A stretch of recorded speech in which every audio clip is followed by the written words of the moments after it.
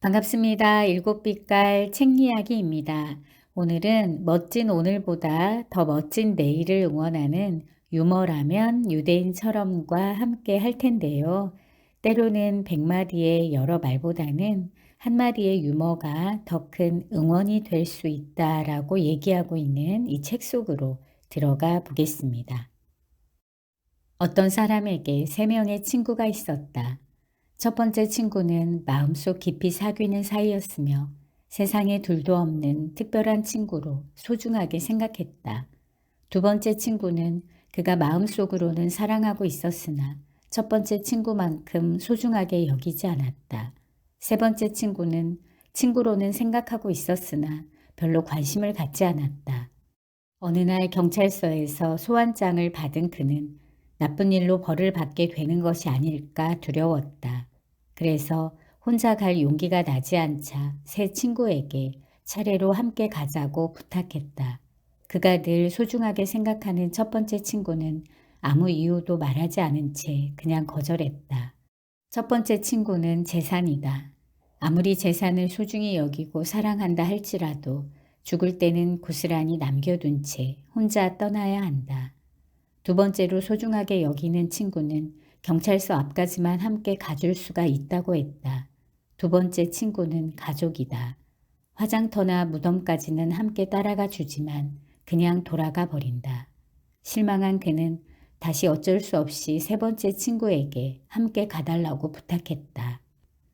그러자 친구는 흔쾌히 동행을 허락하고는 걱정하지 말라고 격려까지 해줬다. 세 번째 친구는 선행이다. 선행이란 평소에는 별로 남의 눈길을 끌지 못하지만 죽은 뒤에는 영원히 함께한다. 계산되지 않은 것들을 많이 가질수록 인생이 풍부해진다고 합니다. 가장 비싸고 좋은 건 계산할 수 없는 것들이라고 하지요. 묻지도 따지지도 말고 선행합시다. 함께한 내용은 새 친구였습니다. 진해 한 마리가 길을 걷고 있었다. 그 모습을 유심히 보고 있던 여우가 궁금함을 참지 못하고 물었다. 진해야, 너는 100개의 발을 가지고도 아주 잘 걷고 있으니 참 놀라운 일이야. 25번째 다리가 땅에 닿고 나서 그 다음에 37번째 다리가 땅에 닿더군. 37번째 다리 다음에는 어떤 다리가 땅에 닿지? 나는 그냥 걸어 다닐 뿐이야. 한 번도 그런 생각을 하면서 걷지 않았어. 차분하게 한번 생각해 볼게. 진해는 곰곰이 생각했다. 생각을 하면 할수록 자신과 걸음을 분리하고 의식하기 시작했다. 결국 진해는 자연스럽게 걸을 수 없게 되었다. 여우가 웃으면서 말했다. 그렇지. 나는 내가 걷는 것이 무척 어려울 거라고 늘 생각해왔어. 진해는 눈물을 머금은 채 말했다. 전에는 결코 어렵지 않았어. 그런데 이제 다시는 예전처럼 걸을 수가 없어. 항상 자신보다 남을 의식하며 살고 남의 시선을 위해 사는 사람은 불행해진다고 합니다. 남을 의식할 때 나는 의식을 잃게 되죠. 인간은 타인의 눈길에서 지옥을 경험한다고 합니다. 지금까지 함께한 내용 진해였습니다.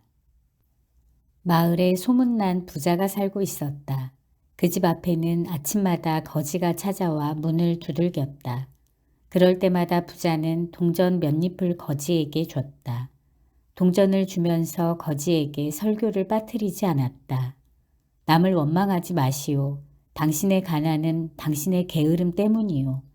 그런데 부자에게 커다란 시련이 찾아왔다. 보증을 서준 친구가 도망을 친 것이다. 부자는 친구의 빚을 갚느라 모든 재산을 빼앗기고 감옥까지 가게 되었다. 몇 년이 지나 형기를 마쳤지만 그는 돌아갈 곳이 없었다. 너무나 배가 고픈 나머지 가장 큰 집을 찾아가 문을 두들겼다. 너무나 배가 고파서 그럽니다. 한 푼만 도와주세요. 그는 문을 열고 나온 남자를 보고 깜짝 놀랐다. 예전에 자신의 집을 찾아와 구걸하던 그 거지였다. 집주인은 동전 몇 잎을 남자에게 줬다. 동전을 주면서 설교를 했다. 남을 원망하지 마시오. 당신의 가난은 당신의 게으름 때문이오. 집주인의 말을 들은 남자는 너무나 억울한 표정을 지으며 소리쳤다. 나는 게으르지 않았소. 다만 운이 나빴을 뿐이요. 남의 가난은 게으름 때문이고 자신의 가난은 운이 나빠서라고 생각하는 사람. 남의 불행은 그가 지은 죄 때문이고 자신의 불행은 재수가 없어서라고 생각하는 사람이 참 많습니다. 지금까지 함께한 내용 게으름과 운이었습니다. 돈 많은 사업가가 길을 가다가 우연히 옛 친구를 만났다. 옛 친구의 모습이 초라해 보였다. 여보게 친구, 요즘 형편이 어려운가 보군. 사업가는 머뭇거리다가 안주머니에서 100달러짜리 지폐를 꺼내더니 친구에게 주었다. 신뢰가 될지 모르지만 내 성이니까 받아주게나. 고맙네. 이 은혜 잊지 않겠네. 그들은 그 길로 헤어지고 다시 1년이 흐른 뒤에 우연히 길에서 마주쳤다. 사업가가 먼저 말했다. 아직도 자네의 모습은 1년 전과 똑같구먼. 자, 50달러네. 생활비에 보태 쓰게나. 고맙네. 면목이 없네. 세월은 또다시 1년이 흘렀고 그들은 다시 만났다. 옛 친구의 모습은 더욱 초라해져 있었고 사업가는 그런 그의 모습을 보고 말했다. 자, 25달러네. 이것으로 밥이라도 사 먹게나. 자네도 사업이 어려워지는가 보군. 아닐세, 사업은 갈수록 잘 되고 있다네. 다만 내가 자네를 처음 만났을 때는 혼자였고 두 번째 만났을 때는 결혼하여 아내를 맞이했고 지금은 아이가 하나 생겼지 뭔가. 그래서 그런 거라네. 듣고 있던 이 친구가 마치 받을 돈을 받지 못한 듯 당당하고 뻔뻔하게 말했다. 그러면 지금까지 내게 줄 돈으로 자네 처자식을 먹여 살린 것이구먼.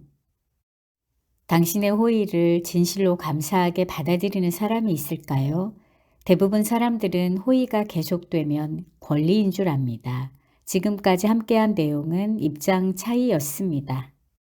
젊은 제자들이 랍비를 찾아와 물었다. 삶이란 무엇입니까?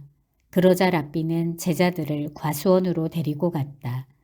자, 여기 넓은 사과밭이 있다. 좋은 사과가 얼마든지 있을 것이다.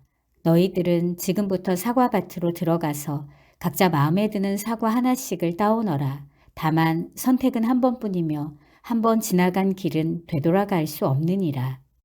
제자들은 신바람이 났다. 저 넓은 사과밭이라면 얼마든지 좋은 사과를 딸 수 있을 것 같았다. 그들은 의기양양하게 사과밭으로 들어갔다. 제자들이 사과를 따는 사이 랍비는 사과밭이 끝나는 곳에 먼저 가서 기다리고 있었다. 랍비가 제자들을 향해 말했다. 자, 모두들 마음에 드는 사과 하나씩을 골랐겠지? 그러나 제자들 모두가 묵묵부답 말이 없었다. 왜 마음에 드는 사과가 없었나 보군? 그러자 제자 하나가 말했다. 스승님, 한 번만 더 기회를 주십시오. 왜 기회를 한 번 더 달라는 것이냐? 저는 입구에서 크고 잘생긴 사과 하나를 봤는데 더 좋은 것이 얼마든지 있을 것 같아 그냥 지나쳤답니다. 되돌아갈 수도 없고 결국 형편없는 사과를 딸 수밖에 없었습니다. 그러니 다시 한 번만 더. 그러자 다른 제자 하나가 나서면서 말했다. 스승님, 저는 그 반대랍니다. 사과밭 입구에서 크고 잘생긴 사과가 있어 땄는데 나중에 보니까 더 좋은 사과들이 얼마든지 있었습니다. 그러니 다시 한 번만 더. 두 사람뿐 아니라 제자들 모두가 자신들의 선택을 후회하고 있었다. 그러자 랍비가 말했다. 왔던 길을 되돌아갈 수도 없고 한 번 선택한 길을 돌이킬 수도 없는 것. 그것이 인생이니라. 인생은 선택의 연속입니다. 즉흥적인 생각으로 결정한 선택에는 과오가 많고요. 그러나 너무 지나치게 생각한 후의 선택에는 후회가 따라옵니다. 인생에 공식이 없는 것처럼 선택도 공식이 없기는 매 한 가지입니다. 지금까지 함께한 내용 인생이었습니다. 규모가 제법 큰 회사의 사장이 있었다. 그런데 한 직원이 자기를 볼 때마다 공손하게 인사를 하기는커녕 본듯 만듯 지나치곤 했다. 사장은 늘 그 직원이 눈에 거슬렸다. 어느 날 참다 못한 사장이 그를 불러 세웠다. 나는 당신에게 일과 돈을 주는 고용주일세. 그런데 왜 나를 존경하지 않는 것인가? 사장님이 아무리 돈이 많아도 제가 일한 만큼만 주시는데 왜 제가 사장님을 존경해야 하나요? 그럼 내 재산의 4분의 1을 준다면 그때는 나를 존경하겠는가? 똑같이 나누는 것도 아닌데 왜 제가 사장님을 존경해야 합니까? 똑같이 절반을 준다면? 그렇다면 사장님과 제가 대등해지는데 왜 제가 사장님을 존경해야 하나요? 직원의 말에 점점 화가 난 사장이 마지막으로 물었다. 그럼 전 재산을 준다면 그때는 나를 존경하겠군. 천만에요. 그때는 사장님과 제가 마주칠 일이 아예 없겠지요. 존경은 소유물의 양이 아니라 인격의 높고 낮음에 따라 달라지는 것이라고 합니다. 지금까지 함께한 내용은 존경이었습니다. 오늘은 유머는 삶의 비타민, 웃음은 삶의 아스피린이라고 얘기하고 있는 책 유머라면 유대인처럼과 함께 했습니다. 아인슈타인은 나를 키운 것은 유머였고 내가 보여줄 수 있는 최고의 능력은 조크였다라고 얘기했고요. 니체는 환하게 웃는 자만이 현실을 가볍게 넘어설 수 있다. 맞서 이기는 게 아니라 유머러스하게 넘어서는 것이 중요하다라는 말을 남겼습니다. 오늘은 유머에 대해서 특히 안 좋은 상황에 나올 수 있는 그런 유머의 여유로움에 대해서 생각해 보게 되는 시간이었습니다. 지금까지 일곱 빛깔 책 이야기였습니다. 감사합니다.